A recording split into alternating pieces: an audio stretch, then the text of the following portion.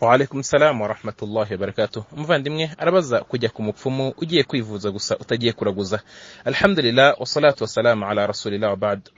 Umupfumu ni wa wundi wese wigamba ko ashobora kubazi ibizaza mu gihe kiri imbere cyangwa se akabazi ibiri mu bumenyi bw'ibanga. Uwo wese aba ari umupfumu, kabone nubwo yaba adakora imirimo y'ubupfumu nk'imenyerewe izwi mu mirimo ya gakondo, akaba gusa wenda urugero ari umuvuzi ariko unavuga abateje ibibazo, cyangwa se akaba ari umuntu ufasha abantu kubona ibyibwe, cyangwa se akaba ari ubafasha kumenya ababagambaniye n'ibindi nk'ibyo ngibyo.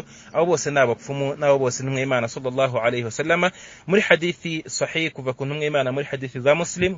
ntumwe Imana iravuga iti man ata kahinan aw arrafa fasaddaqahu bima yaqulu faqad kafara bima unzila ala Muhammad. Wa wundi wese uzazira abapfumu bo mu rugo bwoko nabo baraguzi hanyuma akemera ibyo bamubwiye, uwo nguwo azaba hakanye ibyamanuriye intumwa Muhammadin sallallahu alayhi wasallam. Bishatse kuvuga ngo azaba avuye mu Buislamu, ibyo ngibyo bimukura mu Buislamu.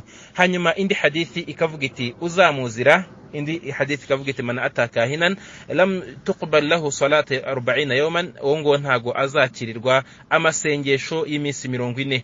Aha nukuza hadithi iravuga ngo fasalahu an shay'in, akagira icyo amubaza. Bityo kujya ku mupfumu harimo ibice bitatu. Igice cya mbere ni igice cyo kujyayo ugiye kumubaza uri bwemere n'ibyavuzwe, ibyo bivana umuntu mu Islamu kandi ibyo n'ubuhakanyi. Igice cya kabiri ni ukugenda ukamubaza, kabone nubwo waba utari bwemere ibyo akubwiye, uramutse ugiye nko kumugerageza gusa, cyangwa se uramutse ugiye gusa usa nk'uri mu mugaryo gusa ukibariza gusa, cyangwa se ukabona abandi babaza nawe ukabaza gusa byo guta igihe, cyangwa se byo kugira ngo nawe ugaragaze ko hari gusa. Ibyo ngibyo bibuza umuntu kwakirwa amasengesho kwe iminsi 40. Hanyuma igice cya gatatu ni ukujya kuri uwo mupfumu ugiye mu bindi by'ubundi buzima busanzwe, cyangwa se kwivuza ariko nta kiri buze kumubaza.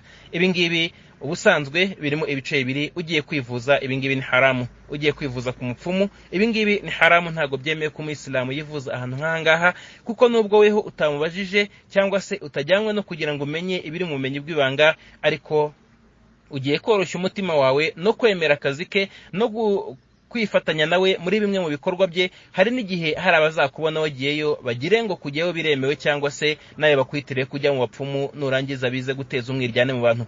Bityo kujyayo kwivuzayo ni haramu muri Islam, ntago byemewe. Bamwe bamenyi banagaragaza ko no kujyayo ku buzima busanzwe, nko kuba yaba ari umuvandimwe, cyangwa se ari umuturanyi, cyangwa se byitwa ngo ni inshuti mu muryango, naho no kujya kumusura nabyo ni haramu muri Islam, ntago byemewe. Ari naryo jambo ry'ukuri ry'abamenyi.